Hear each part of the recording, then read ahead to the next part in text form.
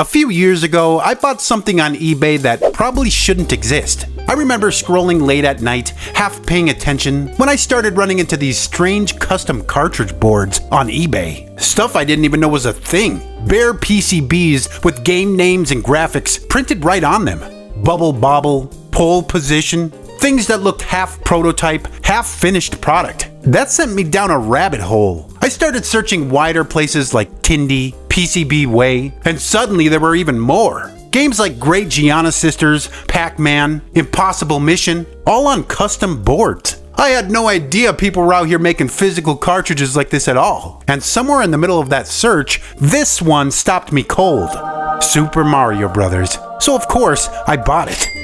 The seller was in Italy, which meant it took a while to arrive. And when it finally did, I remember opening the package thinking, yeah, this is wild. Then life happened. It got set aside, tucked away with other projects and other things I swore I'd come back to. And honestly, I kinda forgot about it. Until recently. While digging through some old stuff, I found it again. And the second I pulled it out, it all came rushing back. Why this thing stood out, why I bought it in the first place, and why it still feels strange to even hold. Because this is easily one of the weirdest Mario-related items I own.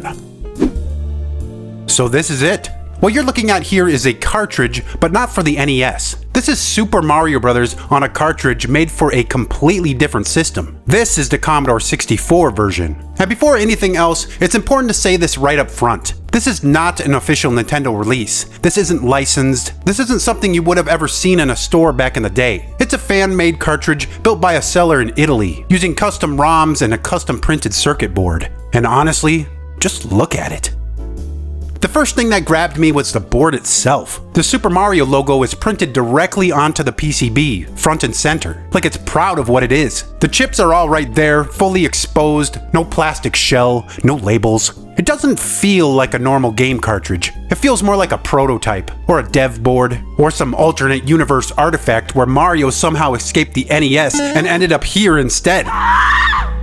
So what is this actually for? Like I said, this cartridge is made for the Commodore 64. If you're familiar with the NES, think of the Commodore 64 less like a game console, and more like an early home computer that also happened to play a ton of games. It came out in the early 1980s, hooked up to a TV, and was primarily used with joysticks, though it also had a full keyboard for programming and productivity. You could load software from floppy disks, cassette tapes, or cartridges like this one. And it was massive. The Commodore 64 is still the best-selling home computer of all time. It dominated bedrooms and living rooms throughout the 80s, especially in Europe. People used it for games, programming, schoolwork, all of it. But here's the important part. When you think of Commodore 64, you think of things like Impossible Mission, Summer Games, Boulder Dash. Not Nintendo. Not Mario. Nintendo and Commodore lived in completely different worlds back then. Which is exactly why seeing Super Mario Bros. Running on a real Commodore 64 feels so wrong. And kind of incredible. So how does Super Mario Bros. Even end up on a Commodore 64 in the first place? Well, for years now, the source code for the original Super Mario Bros. Has been out there. It's been decompiled, studied, and picked apart, to the point where people understand exactly how the game works under the hood. And one of those people is Zero Page. Over the course of about 7 years, Zero Page painstakingly ported Super Mario Bros. To the Commodore 64. This cartridge was not made by Zero Page. What you're looking at here is a fan-made physical release of that work, a custom cartridge built around that port. Technically, the port is impressive. It lets you choose between the PAL version, which runs at 50 Hz, and the NTSC version that targets 60 Hz. Both are playable on a stock C64, though there is slowdown, especially when there's a lot happening on screen. The PAL version has slightly less slowdown, but it also plays a bit too fast. Interestingly, the slowdown actually makes the game a bit more manageable on a joystick, since you have to push up on the stick to jump, which is how most Commodore 64 games are played. You can get used to it, but it doesn't feel as natural as a proper NES D-pad. The port also supports upgrades like the Super CPU to keep the frame rate steady, and even dual SID chips for more sound channels. I did a full video digging deep into this port when it first released. History, glitches, quirks, all of it. So if you want the full breakdown, that video is there. As cool as this thing is, there was one problem right away. It's just a bare PCB. That's fine sitting on a desk, but actually using it like this isn't ideal. Especially on a Commodore 64, which has a surprisingly tight grip on cartridges. Sliding a naked board in and out over and over just felt like an accident waiting to happen. I wanted to protect it, and honestly, I wanted it to feel a little more like a real cartridge when I was using it. But the problem is, the board itself is the cool part. The Super Mario graphic printed directly on the PCB looks incredible. It even has a bright blue LED that lights up when the system is on. The cartridge also has a built-in reset button, which is actually really useful since the Commodore 64 doesn't have a reset switch of its own. But putting this into a normal, opaque C64 shell would completely hide everything that makes it special. And at that point, why even bother? So right away, it was clear that if I was going to case this thing at all, it wouldn't be a standard cartridge shell. Whatever solution I landed on needed to protect the board without turning it into just another anonymous plastic cart, which pretty quickly narrowed things down to one idea: a clear case. Whether that was actually possible was another story. Finding specialty Commodore 64 cases, especially clear ones, is way harder than you'd expect, especially around the pandemic, which was when I was searching. A lot of the usual retro hardware sites either didn't carry them at all, or technically they did, but everything was permanently sold out. But eventually, I did find something: a clear mini shell from a site in the UK. Not a full-size cartridge shell, a smaller one. And that immediately raised another question. Would it even fit this board? I didn't know. But at that point, it was either take a chance or give up on the idea entirely. So I ordered it, and then waited.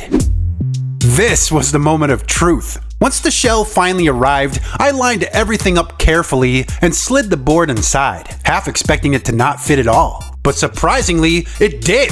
No forcing, no bending, no sketchy pressure. It just worked. And seeing it fully assembled for the first time was honestly pretty satisfying. You can still see the PCB through the clear shell, and when the system's on, that blue LED lights up the whole thing in a way that looks really cool in person. It immediately feels more like a finished product, something you can safely handle, insert, and remove without worrying about damaging the board.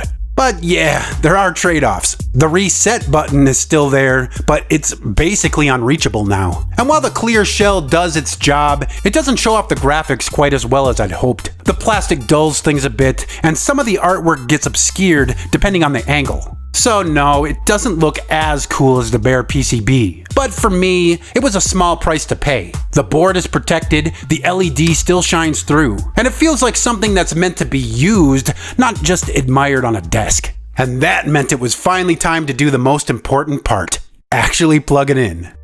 Now this is the part where everything either comes together or completely falls apart. Once the cartridge is seated and the power's on, there's that brief moment of suspense. And then Mario pops on the screen, running on a real Commodore 64. And it's kinda surreal every single time. In motion, it feels surprisingly close to the NES version. And that makes sense. The port was built directly from the original source code. The physics are there, the enemy behavior is there, and the timing feels familiar almost immediately. Visually, it's a little crunchier than the NES. Colors are more limited, sprites feel a bit rougher around the edges, but it's still unmistakably Super Mario Bros. And seeing that game running on this hardware it was never designed for, just doesn't get old. It's also worth saying again, this is running on a completely stock C64. No accelerators, no upgrades, just a cartridge and a joystick. And yeah, the joystick experience is weird at first, but it is playable. I'm using an Epix 500 XJ with micro switches, which gives you more precision than a lot of cheap joysticks. And after a bit of adjustment, it works. It shouldn't feel this good, but it does. Cartridges like this exist in a really interesting space. They're not official, they're not licensed, and they sit squarely in a legal gray area that companies like Nintendo have made very clear they're not exactly comfortable with. And honestly, that's probably why you'll never see something like this released officially. Nintendo doesn't really look backwards like this, especially not for platforms they never supported in the first place. A Super Mario Bros. Cartridge for the Commodore 64 just doesn't fit into how they operate. But that's exactly why fans step in. Projects like this aren't about replacing the original game, or pretending it's something it's not. They're about preservation, curiosity, and respect for the hardware. It's people asking, could this be done? And then spending years proving that answer is yes. And there's something special about that. especially when it results in a real physical object you can hold, plug in, and actually play. Not a ROM file, not a YouTube video, a cartridge. It's messy, it's unofficial. It exists because somebody cared enough to make it exist. And that's why stuff like this keeps showing up in collections like mine. Not because it's perfect, but because it tells a story you won't get anywhere else. It's funny to think this whole thing started as a random late night eBay purchase from halfway across the world. Years later, it turned into one of the strangest pieces in my collection. A cartridge that shouldn't exist for a system it was never meant for, running a game everyone thought they already knew. It's imperfect, it's unofficial, it's a little awkward, and honestly, that's exactly why I love it. If you enjoyed this video, make sure to leave a like on it and subscribe for more retro content like this. Thanks so much for your time today. Goodbye.